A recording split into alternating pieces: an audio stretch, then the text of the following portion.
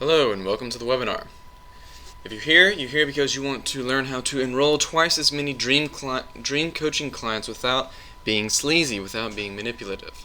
So let's get right into how you can do that. Right. So why are you here? Well, on this webinar, you're going to be here to learn about how to conduct an enrollment conversation with potential coaching clients so that you feel like a pro and actually have people thank you for it instead of feeling icky about it, Also, to find out these powerful questions, including a question that gets potential clients imagining feeling good after working with you in the future without them even knowing that that's what you're doing, that's what you're asking.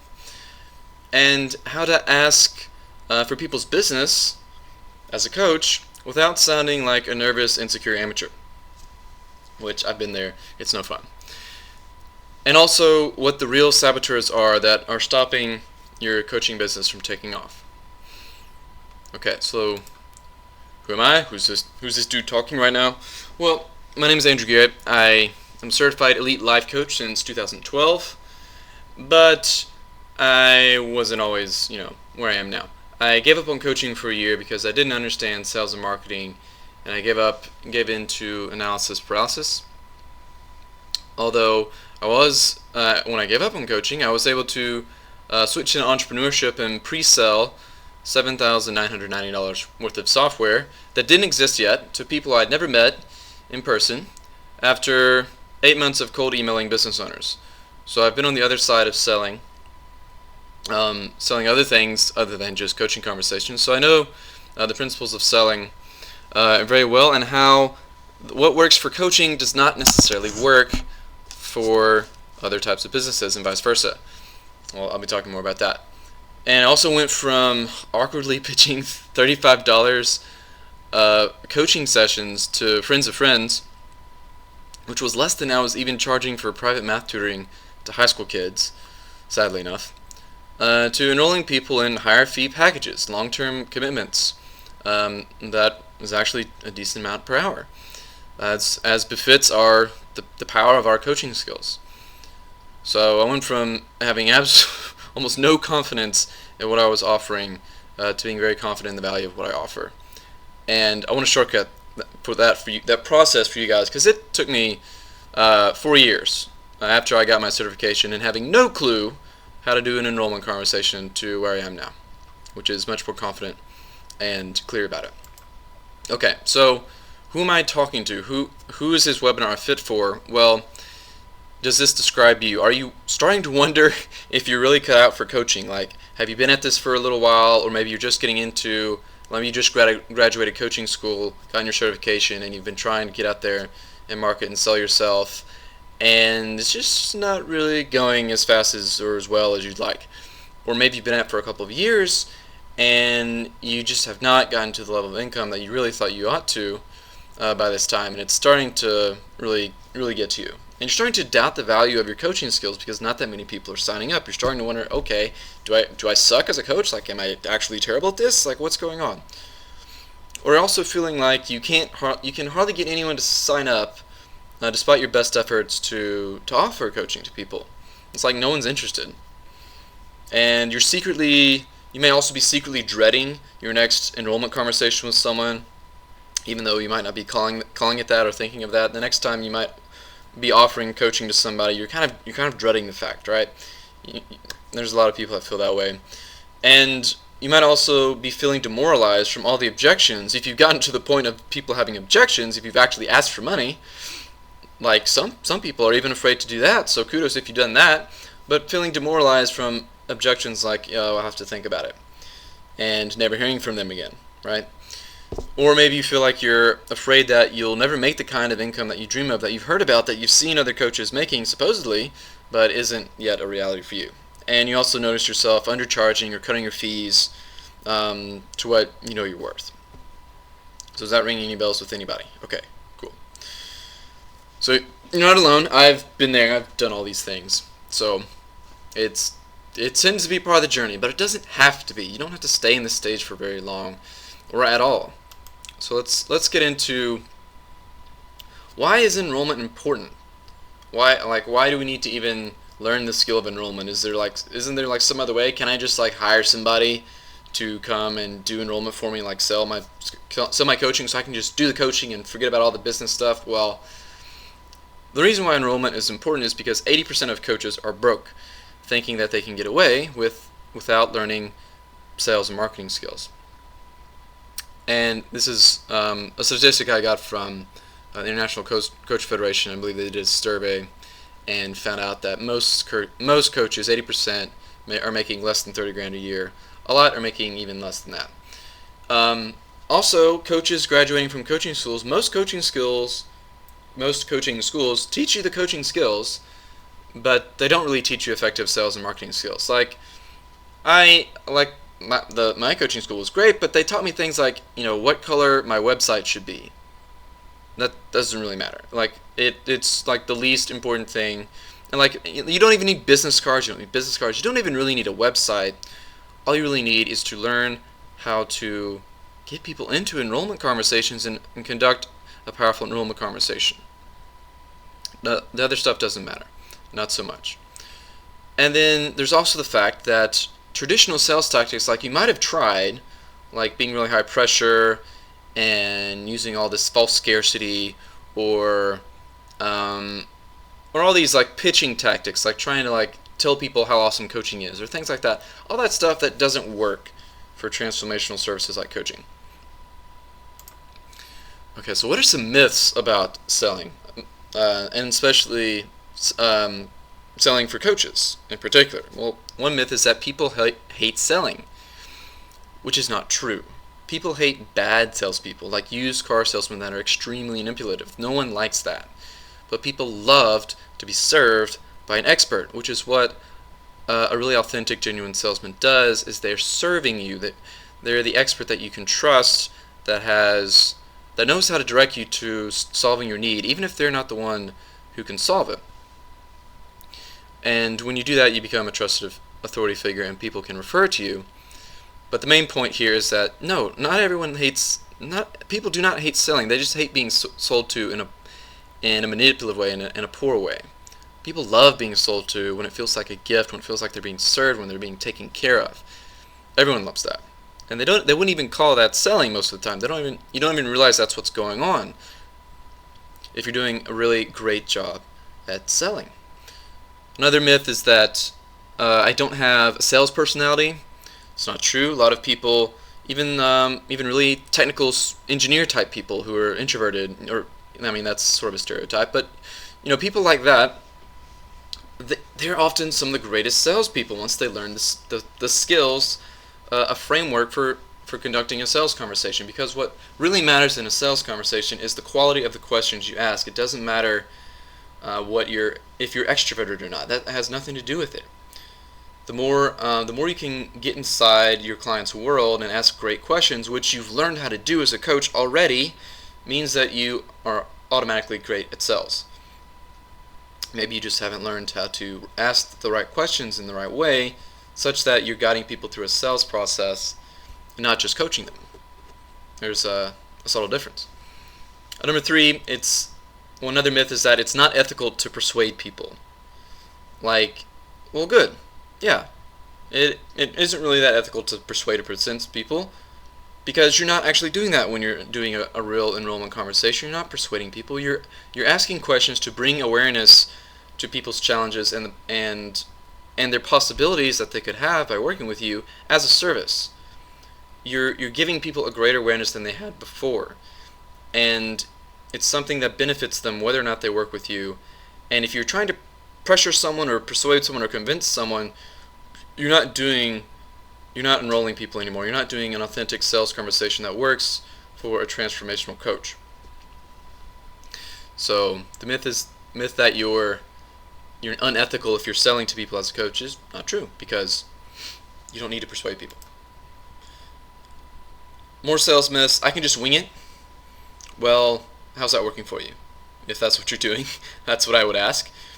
If you're just winging it and hoping people will feel your enthusiasm for coaching, well, it just doesn't produce that many sales, because you might be excited about coaching and you might understand how powerful it is, but your client doesn't, and you can't just dump your knowledge onto them. That's not how they experience it. They experience the power of coaching by actually being coached and actually being guided through what it would be like to get the benefits that they're looking for. We'll say more about that. And number 5, sales is taking from people. It's another myth, which is not true.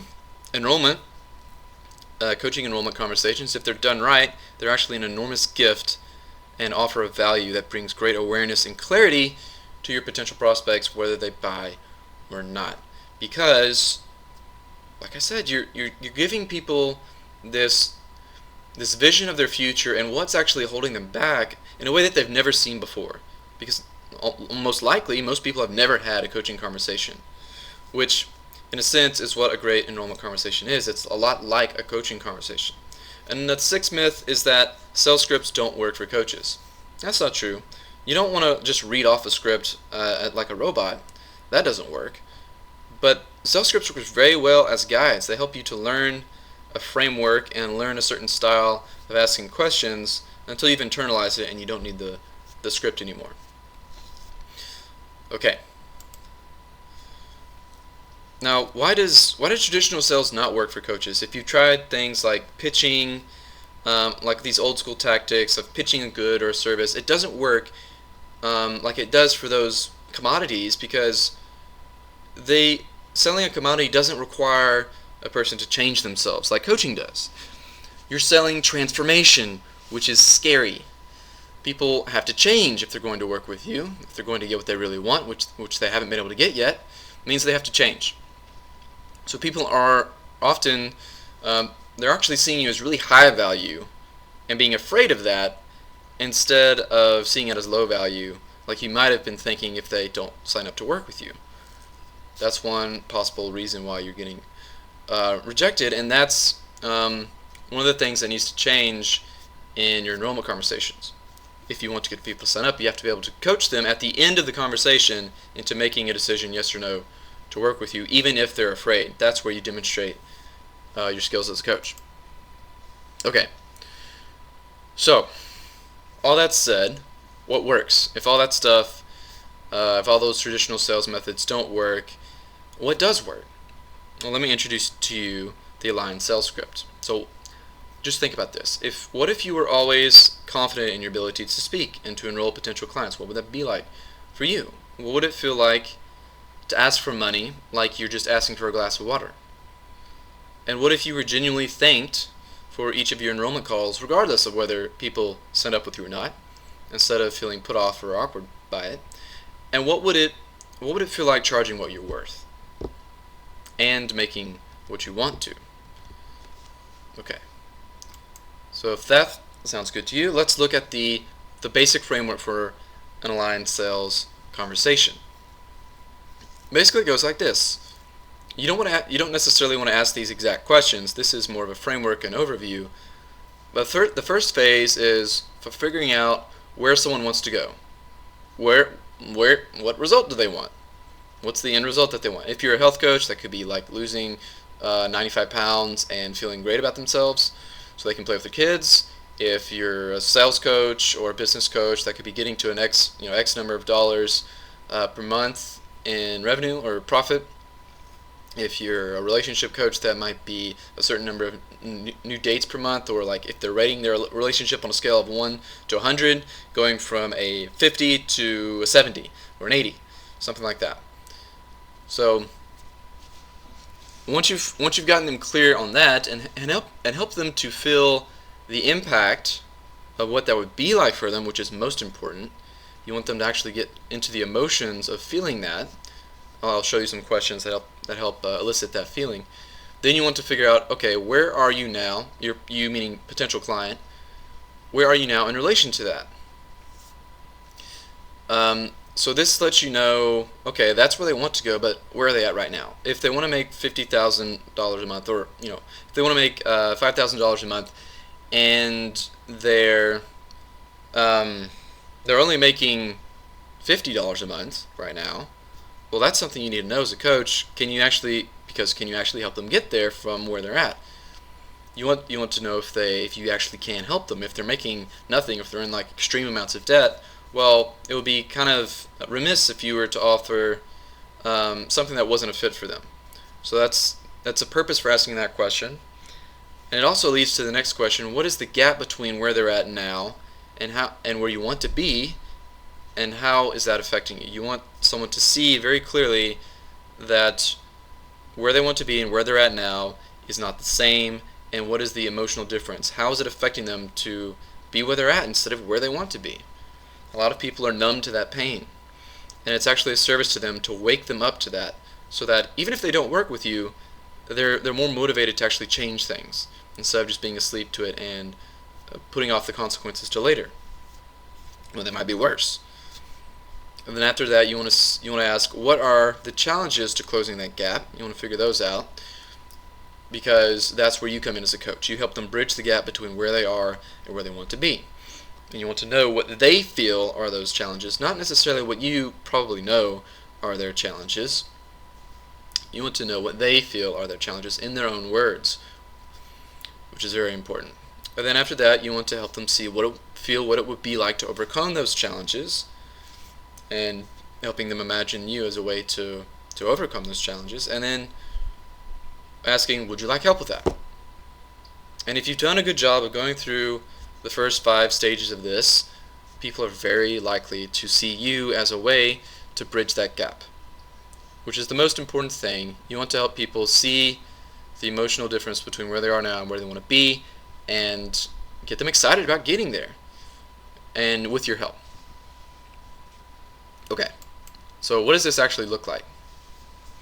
So first, when you get on a call with somebody, you want to ask, well, hey, where are you calling from? Or how do you know so-and-so? How do you know Michael? How do you, what's the weather like there? And that's kind of a lame one, but it's something you can ask. Anything you can ask just to establish a human connection with somebody and let them know that you're not some telemarketer, that you actually care about them and you want to know a little bit about them.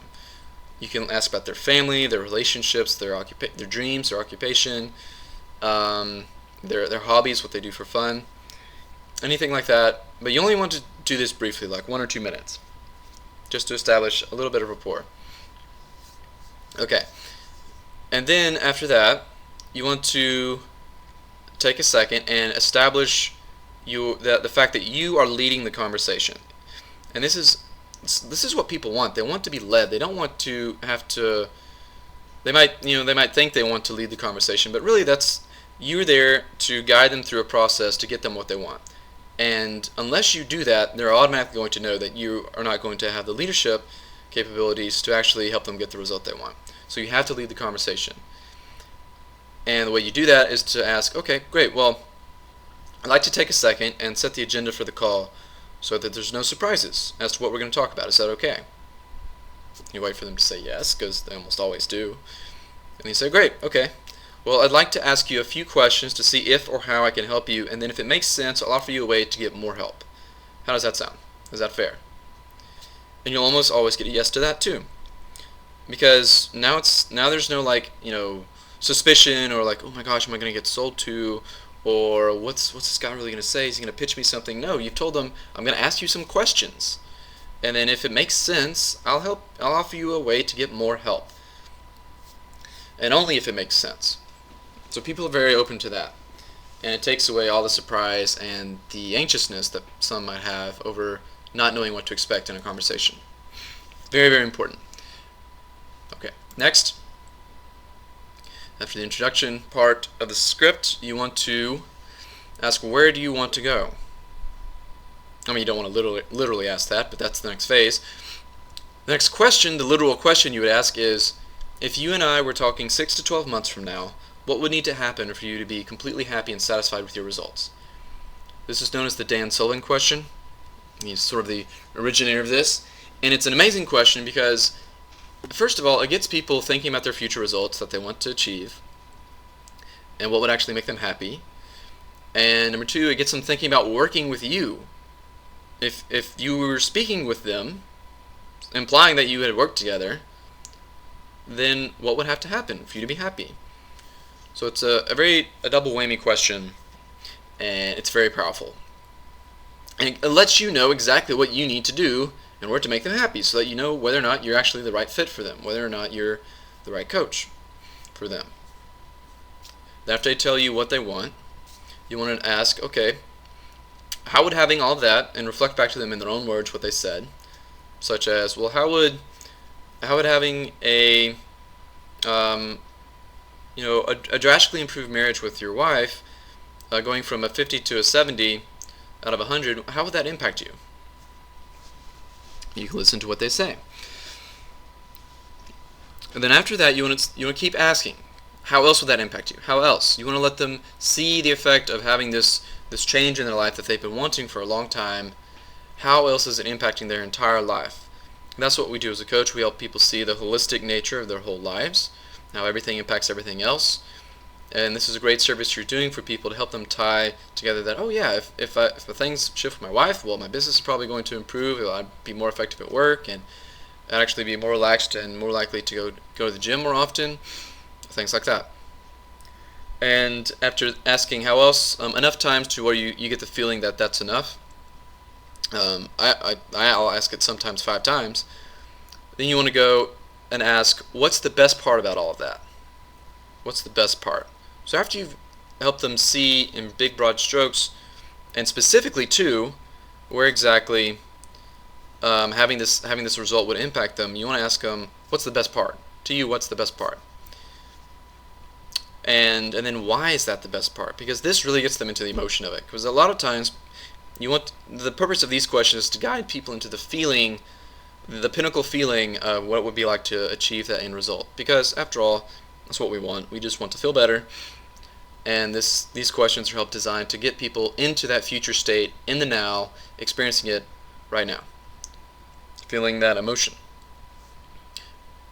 And once you've done that, you can ask, how committed are you on a scale of 1 to 10 to achieving these goals? You want to know this because if they're just a 5 out of 10, you know they're not going to commit, and they're not going to do what's necessary to achieve these results, and you know they're going to be a waste of time as a client. So it's a very important question to ask.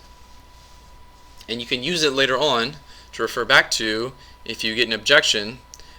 For example, if they say, well, I need to think about, I don't know, I don't think I can do this right now. Well, then what would, usually when we say we're 10 out of 10 committed, we find a way to make those goals happen. Is that true what you said earlier, that you're 10 out of 10 committed? So you can bring this back to people later on in the conversation in a very ethical way. They told you how committed they are. Help them stand up to that. Help them honor their own word. Okay, after that, after you've helped them feel the full impact of where they want to go emotionally, then you want to figure out where they are now. So you can ask, where are you now? Where are you at now? Specifically and concretely into relation to 70 out of 100 in your relationship with your wife, or whatever it is, $5,000 a month, or losing 70 pounds, whatever. Where are you at now specifically in relation to that? So if they tell you, well, I weigh 200 pounds, or if they give you an answer like that, well, that's what you need to know.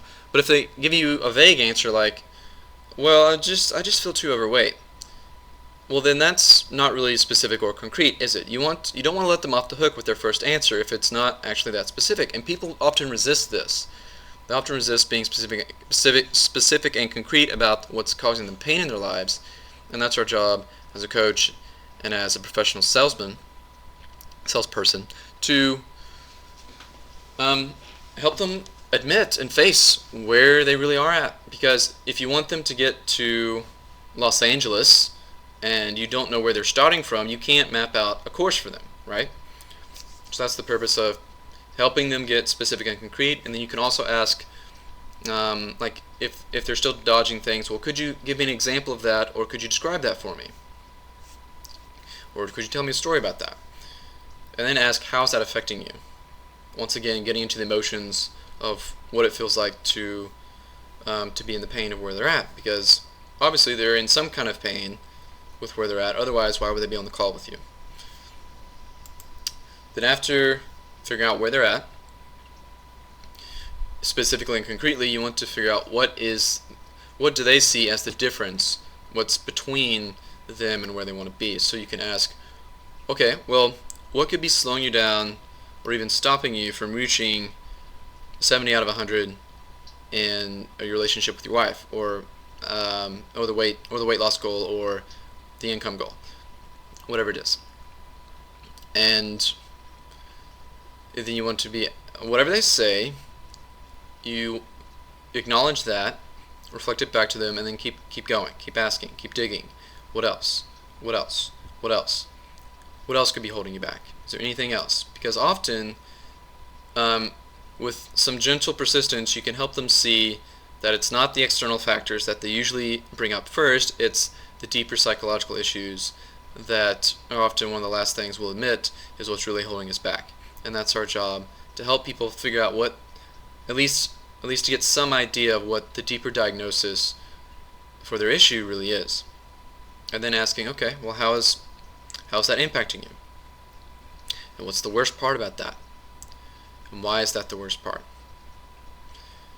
And this is once again to go basically do the opposite of what you did the first time, helping them feel all those good feeling emotions. Now you want them to really acknowledge and be aware of just how painful they really feel about these challenges of trying to get where they want to go.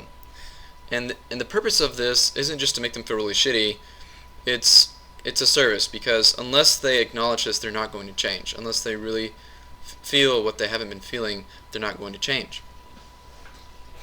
And even if they don't work with you, this will help them to take action, being aware of these feelings. Okay. And also, understanding what they feel is holding them back, well, that lets you know as a coach what you need to help them with. And it also helps you understand what may be even the unknown issue that they can't really articulate yet.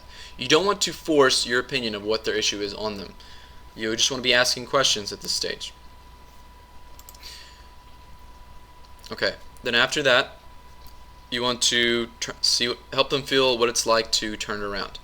Asking, what would it feel like to turn all these challenges around and move easily towards your goal? Like whatever they said in their own words again. 70 out of 100, $5,000 a month, losing 80 pounds. And then asking, what will be the best part about that, of turning all this around?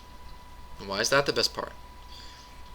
Bringing them back out of that low emotion into connecting once again with a good emotion that they felt earlier, when they were thinking about how nice it would be to be living in that future state, that future goal, having already been achieved.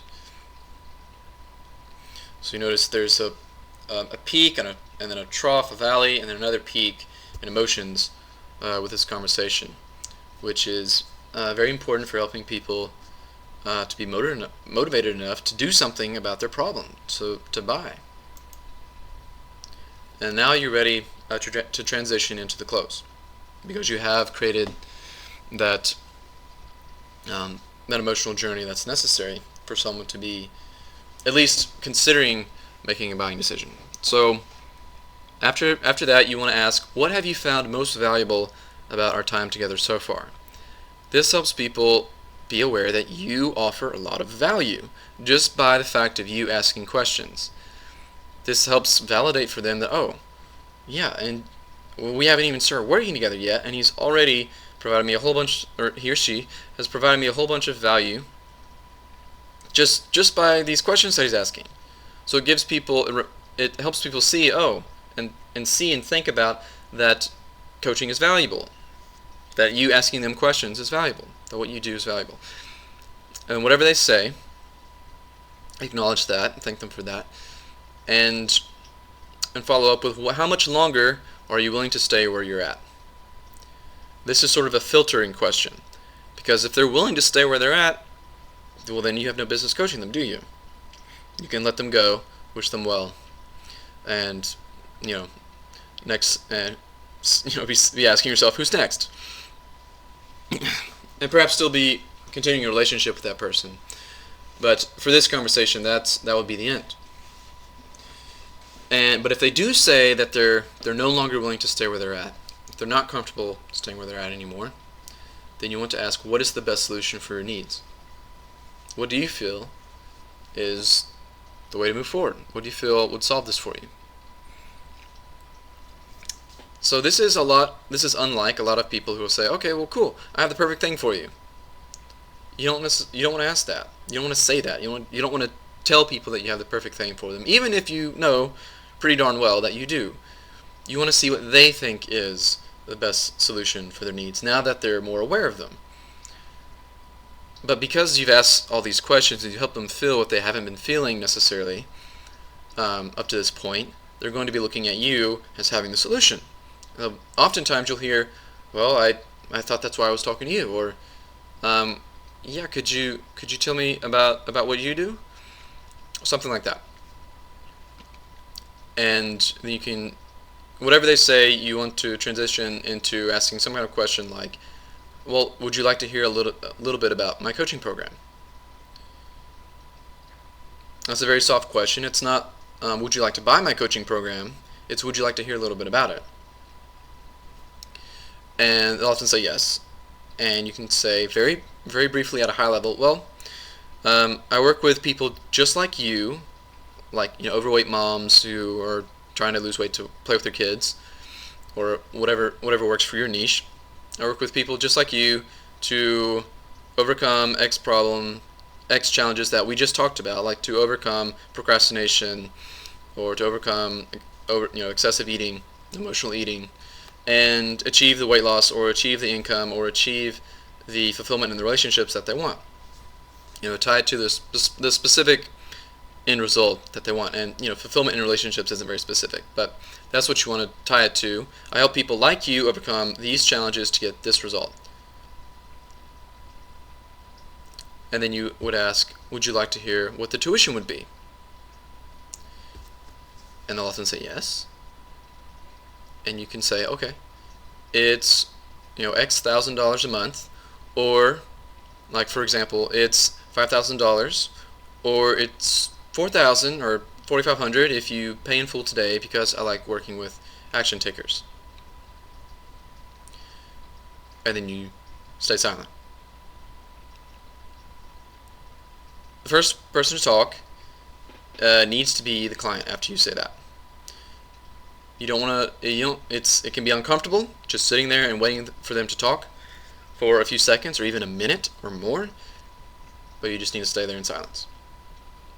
And then either they'll say, yes, okay, can I give you my credit card number, which you would then take over the phone, if you can, or send them an invoice. Or then you'll have an objection, like, I just can't do that right now, I don't have the money. Which brings us to objections. What do you do about an objection? Well, objections usually come from fear. And when your potential clients are bringing up fear, it's your job to get curious.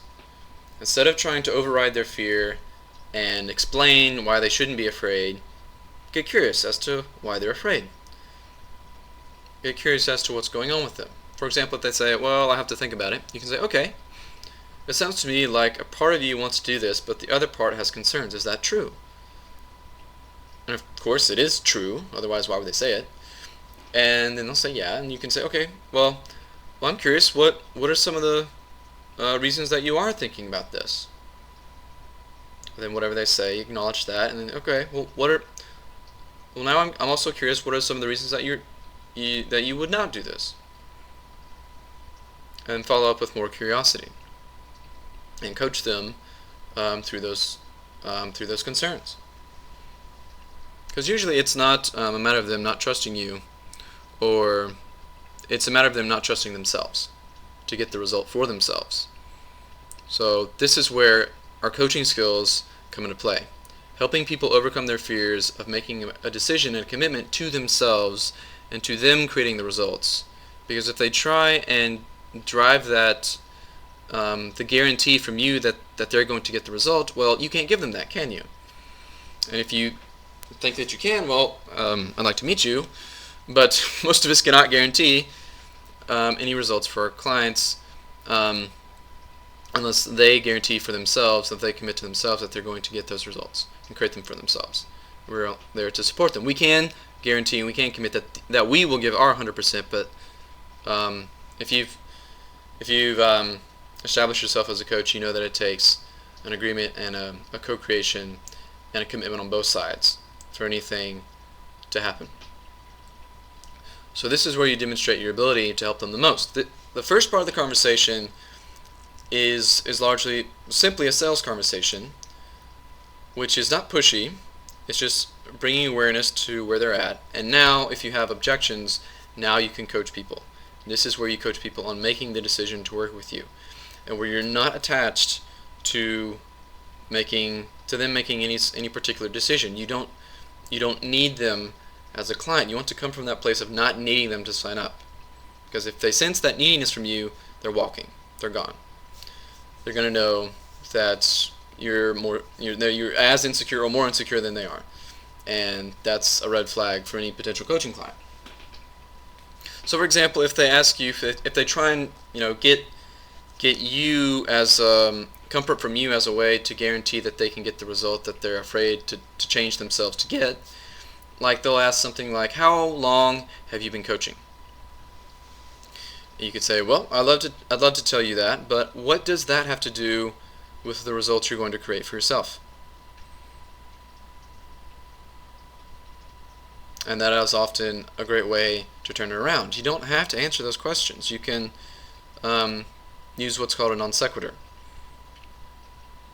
because they're usually asking those questions because they're afraid and that they can't do it. And you want to dig into that fear and coach them around it. So hopefully that's enough for now on objections. And I'd like to ask, has this been valuable? Have you gained a greater understanding of sales conversations, of enrollment conversations? If so, would you like more help? And if you would, I'd invite you to go to andrew-garrett.com /coaching to apply for an online sales breakthrough session, which I'll be walking you through exactly what I've talked about today. So you'll get a clearer vision of what you most want in your coaching business, and to help you discover what those personal hidden challenges you might have with enrollment, and leave the call inspired to take new action, and also get a recording of the enrollment session. Whether you work with me or not, you'll get a recording of just this exact kind of enrollment conversation for you to take with you and study and make your own, and use it to double or more the percentage of people that you get signing up with you to work with you as a coach. So once again, if you'd like more help, go to andrew-garrett.com /coaching, and you'll see a webpage there with some more information about it and a sign up button. And I look forward to speaking with you soon, and I hope you've gotten a lot of value from this. Thanks. Take care. Bye-bye.